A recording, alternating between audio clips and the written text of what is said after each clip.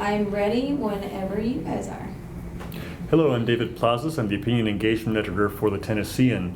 Today we have the pleasure of having Ambassador Mike Froman, the U.S. Trade Representative for the Obama administration for the United States, to talk about the Trans-Pacific Partnership, also known as TPP. Welcome, Ambassador. Thanks for having me. Tell us a little bit about what is TPP?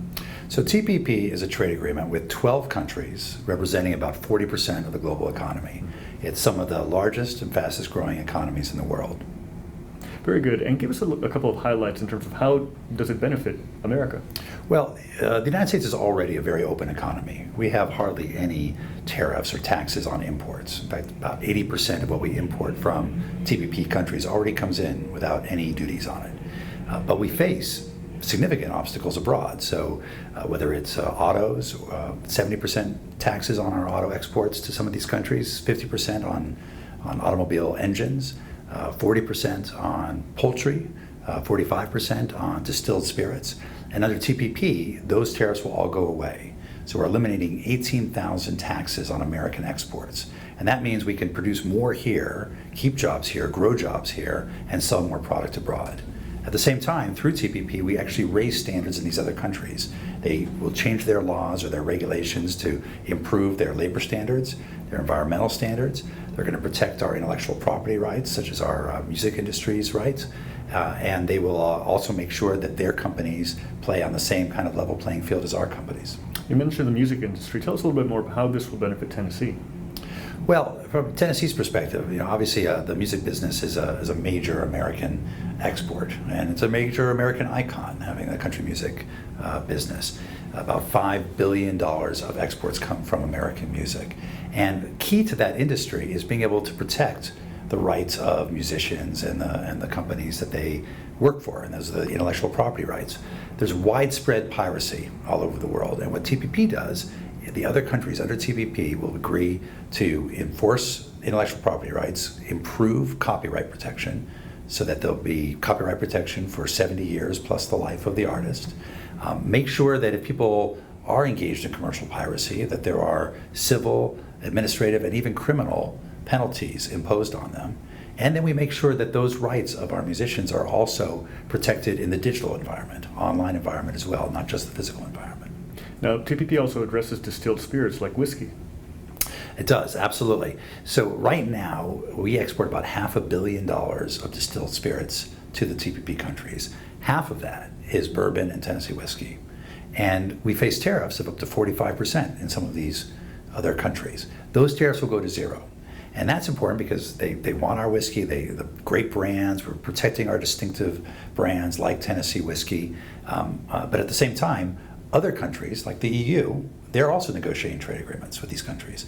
And they want to export whiskey there as well. And if they move forward and we don't, it means that not only will we lose the opportunity to sell more, but we're going to actually see our exports decline. So it's very important that we move forward with TPP as soon as possible. And that's why the president is so focused on trying to get it done this year. Would you address some of the concerns about wages and the environment? Well, absolutely. Look, we live in a global economy, and we know that globalization has had an impact on wages and on the job place. Automation has as well. Trade agreements is how we shape the global environment. So we know that by tearing down barriers to other markets, increasing our exports, and TPP is estimated to increase U.S. exports by over $350 billion a year. Every export-related industries pay up to 18% more on average than non-export related businesses. So if we export more, we're going to see wages go up here, and that's important. And it helps address some of the wage stagnation we've seen over the last 15 years.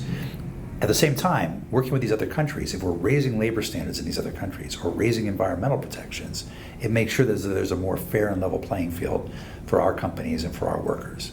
And that's what TPP is all about. So this is an improvement over NAFTA then?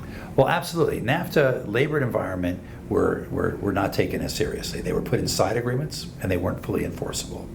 And President Obama said he wanted to renegotiate NAFTA, and TPP is that renegotiation and updating of NAFTA, because now Mexico and Canada will be bound by a number of labor and environmental obligations, and we will have the ability to enforce those obligations vis-a-vis those countries. You mentioned enforcement. Would you go into this a little bit more, please? So the first part of the process is negotiating these trade agreements, but equally importantly is enforcing the rights that we have under these agreements.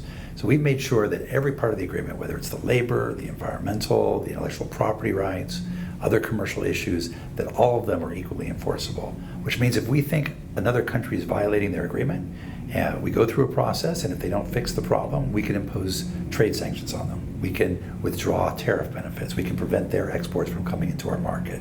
So it gives real teeth to these provisions and make sure that we're doing everything we can. In this administration, we've had a great record on enforcement. We've brought more cases than any other country to the WTO. We've won every case that's gone to conclusion. Most of the cases have been against China, and we are very much committed to using every tool at our disposal to enforce our trade rights. TPP has become an election issue with certain candidates opposing TPP now. What are some of the misconceptions that you're seeing, and why do you think that they should actually be on board? Well, look, I think that a lot of the concern that we hear around TPP is people being concerned about wage stagnation, about income inequality, and those are legitimate concerns. I think there's a lot of anger in the country that is based on quite legitimate concerns.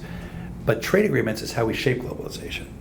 Globalization exists. It's a force. It's the factor. It's a result of the containerization of shipping or the spread of broadband that's brought these countries closer together. What trade agreements can allow us to do is make sure we're leveling the playing field by opening other markets the way that we're open, and by raising standards in those other countries. And I think the misconception that people have is thinking that trade agreements are the cause of these problems, when in fact, when we look at where we have trade deficits, we have trade deficits primarily with countries with whom we don't have trade agreements. Where we have trade agreements, we've actually seen our trade balances improve. Finally, any other thoughts before we conclude? Well, look, this is, if we take the Tennessee as an example, Tennessee exports over $30 billion a year to the world. Over 150,000 Tennesseans owe their jobs to exports. And what TPP allows us to do is increase the opportunity to export even more. Here in Nashville, Nashville's exports have doubled, more than doubled, in the last 8 years. And it's now more than $9 billion a year just from Nashville itself. And we want to make sure we're doing everything we can to support American workers, American small businesses, American farmers and ranchers by tearing down these barriers and creating more opportunity for them. Thank you very much, Ambassador Mike Froman, and thank you to our viewers on Tennessean.com.